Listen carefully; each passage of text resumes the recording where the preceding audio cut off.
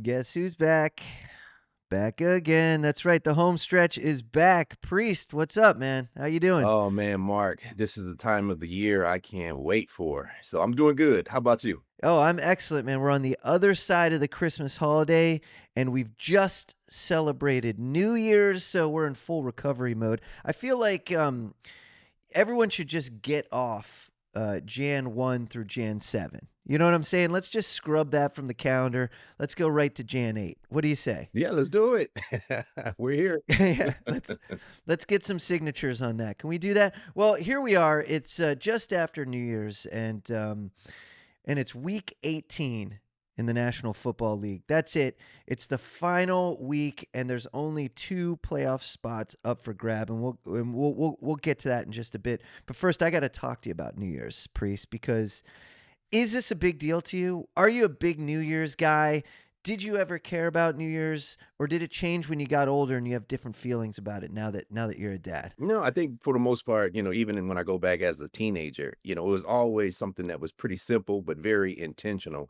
I can go back as far as knowing that on that day, the same way that I do with my kids now, is we got to get those Welch's grape kind of sparkling cider drinks put together, man, with the kids are toasting with Okay. me. That's kind of like a requirement, in order to bring it in. But for the Sure. most part, definitely you could see me just at the house with the kids, sneaking out, lighting up the streets with some fireworks, and then running back inside. Oh, fireworks on New Oh, Year's. yeah, the Let's fireworks gotta go go. down, of course, and so but for the most part, I don't think it's anything better than bringing in the new year surrounded by the people that you love, So, I think being around family is very important, and in terms of celebrating, there's a number of ways. There's been one, Mark, I can tell you, there's a place called Perry's Steakhouse. It's right next to Six Okay. Flags. You could just imagine Okay. all of the family just barreling into the SUV, rolling over, and we're spending New Year's in a parking lot watching fireworks over Fiesta, Texas. You know what I mean? So we've celebrated it to that fashion. And then I've celebrated to myself where there's nothing better to bring in the New Year's in a hot tub.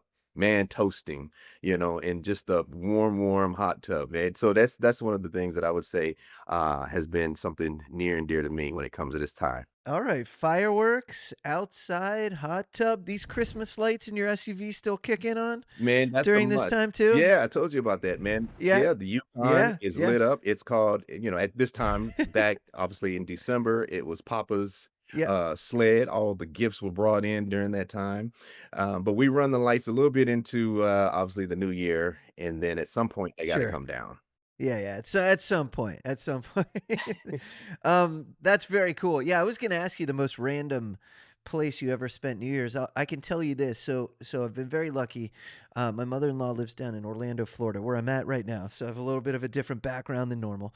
Also, my kid made me shave, so I don't look like I normally do. But one year we were bouncing around. Like sometimes we'd celebrate New Year's at a restaurant, or sometimes we'd celebrate at one of the theme parks they have down here. Well, we got caught trying to travel back and forth between some of these parks and trying to find a landing spot, and we ended up just celebrating New Year's at a bus stop Okay. one year. We were just like, fireworks were popping off. We're like, oh my god, what time is it? Oh, it's midnight. Happy New Year's, everybody. We're at a bus stop. So it wasn't what we planned on doing. But to your point, we were with friends and family, and that's all that mattered. And so that one sticks out in my mind as being a pretty random New Year's Eve celebration at a bus stop in Orlando, Florida. Yeah. But How about celebrating outside of the country, Mark? Now, I would love to imagine myself on a nice cruise. I can imagine myself as the fireworks are getting okay, ready to go off. You'd find me still trying to creep and find the best hot tub, man. Jump in that bad boy all by myself and with a group of so people that I'm funny. with, if possible, man. And then just be on the middle of the ocean, man, in a hot tub, man. I think that would be pretty cool as well. That sounds good to me. I second that. I second that. The last place I want to be is in my home city of New York City in Times Square. I don't know how people are doing that, cramming up there for 12 hours. I don't know where the bathrooms are. You don't know any of these people, and it's freezing. It feels like 2 degrees out there. I don't know why people are still doing that, but they do. Yeah. And if that's how they want to Well, let me ask celebrate, you this. So how does kudos that to them. happen? Because I'm thinking of myself being out in NYC. for New Year's, and I'm Mhm. saying, man, I'm thinking about between anxiety, between sensory overload. I mean, my head about to Yeah. explode. I Yeah. mean, how does that many people go down to Times Square? I mean, it's one thing that for my entire life I've seen it on TV, and that's part of the celebration as well for New Year's is that if you're not in on the East Coast, and of course you're on any other coast, well, more than likely, obviously, it's going to take place an hour earlier or 2 hours earlier. So, you try to get in there Right. and watch and do as much as you can, but watching Times Square and seeing all the excitement that happens there and all the different concerts, I mean, I've been brought up watching that as well. So that's pretty historic as well. But I don't know in terms of gathering that many people in the downtown area. I don't know how that happens. Yeah, yeah, there's two types of people that are down there in Times Square for New Year's. Tourists and the people working the event. That's it. If you're working it or performing, you're there. If you're a tourist, you're there. Everybody else, no bueno.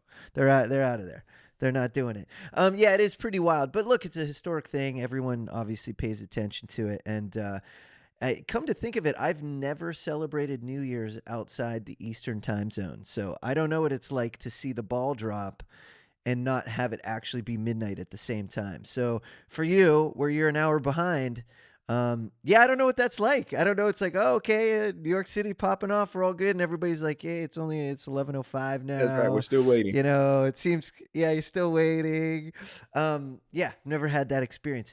One more question before we get to these playoff scenarios in Week 18 is, are you a New Year's resolution guy? Do you or like, does that calendar flip over? Is that significant for you where you set some new goals, or do you just have the same goals and it doesn't matter what time of the year it starts? No, I think resolutions make a big difference. I think that's what kind of gets people going. It's kind of like that motivating factor. It's that spark that gets people going into the new year, saying that they're going to challenge themselves with all these goals and trying to be, a certain type of person, being better in their spirituality, being better physically, improving their health. Mhm. But for me, I think just always praying and asking for protection over the safety of my family and myself and my loved ones and my friends like you, Mark, and your family, I think that's what my biggest goal is. And so I wouldn't call it necessarily a resolution, but in the same time, I think that carpe diem, man, you got to seize the moment. And if you're waiting on that resolution, man, you might be waiting for a long time. You got to get off that couch and get going. That's true. I've been waiting on that resolution to win the lottery, and it's still yet to come to fruition. So, no, I'm with you, man. I never was a big New Year's person, just in general. I like the idea of it's an easy way to do a reset, but when you do grow up in like the northeastern part of the country and it's freezing outside, it's tough to like get those goals cooking right away because you're too busy trying to stay warm. So you're like, I'm not gonna go outside and go running yet. So it's hard to get it started right away. But yeah, I was never a big resolution guy, not really even a big New Year's guy. But it is 2026, Priest. We're here. We did it. And the home stretch is in full effect. We're over the halfway point through season 1, and I'm gonna set some resolutions for us. We're gonna get some bigger, some awesome guests the second half of this season, and we're gonna celebrate with all of our fans and all of our listeners out there. It's gonna be an awesome second half of the season for the home stretch. That's my Oh, I resolution. like that one, Mark. I like that one a lot, man. Breaking news from Bet365. New customers bet $5 and get $150 in bonus bets, win or lose. Sign up, place a bet for $5 and get $150 in bonus bets, win or lose. Bonus bets can be used on the spread, player props, futures, and so much more. Whatever the moment, it's never ordinary at Bet365. Hey, do you have a gambling problem? Call or text 1-800-GAMBLER in Arizona, Colorado, Illinois, Indiana, Kansas, Kentucky, Louisiana, Maryland, North Carolina, New Jersey, Ohio, Pennsylvania, Tennessee, and Virginia. Or 1-800-BETS-OFF in Iowa. 21 plus only, 18 plus in Kentucky. Please gamble responsibly. Must be present in Arizona, Colorado, Iowa, Illinois, Indiana, Kansas, Kentucky, and select parishes in Louisiana, Maryland, North Carolina, New Jersey, Ohio, Pennsylvania, Tennessee, and Virginia. $10 minimum deposit required. Terms and conditions apply. In-app only.